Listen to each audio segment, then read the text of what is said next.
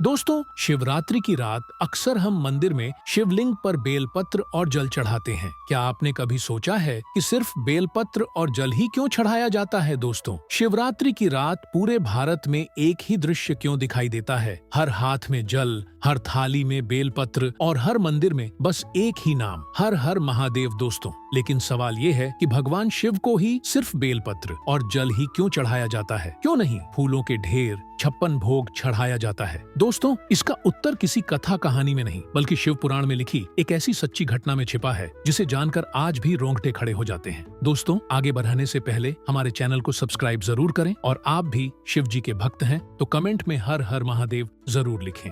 दोस्तों, शिव पुराण में उल्लेख है कि देवी पार्वती के पसीने की बूंदें एक बार मंदराचल पर्वत पर गिरी थीं और इससे बेल या बिल्व का पौधा उग आया था। ऐसा माना जाता है कि शिव की दिव्य पत्नी पार्वती अपने सभी रूपों में बिल्व वृक्ष में रहती है। वह जड़ों में गिरिजा के रूप में, तने में माहेश्वरी के रूप में, शाखाओं में दाक्षायणी के रूप में, पत्तियों में पार्वती के रूप में, फलों में कात्यायनी के रूप में और फूलों में गौरी के रूप में निवास करती है। दोस्तों, बेलपत्र की एक साथ जुड़ी हुई 3 पत्तियां पवित्र मानी जाती हैं। 3 पत्तियां आपस में जुड़ी हुई हैं, इसलिए इन 3 पत्तियों को त्रिदेव माना जाता है और कुछ का मानना है कि ये 3 पत्तियां महादेव के त्रिशूल का प्रतिनिधित्व करती हैं। दोस्तों, इस विषय पर कई कहानियां प्रचलित हैं, लेकिन एक कहानी इसके महत्व के बारे में और भी बताती है जो बहुत प्राचीन है। वह कहानी है समुद्र मंथन की कहानी। जब देवताओं और राक्षसों दोनों ने समुद्र मंथन किया तो मंथन के दौरान कई चीजें निकली,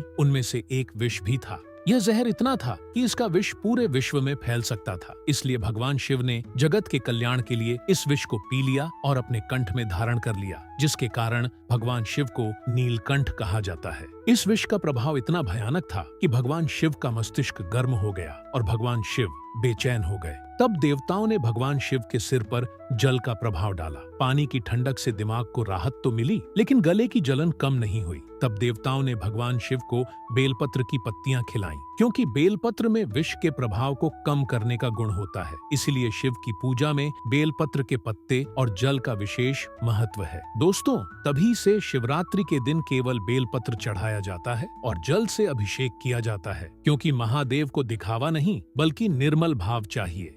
हर हर महादेव।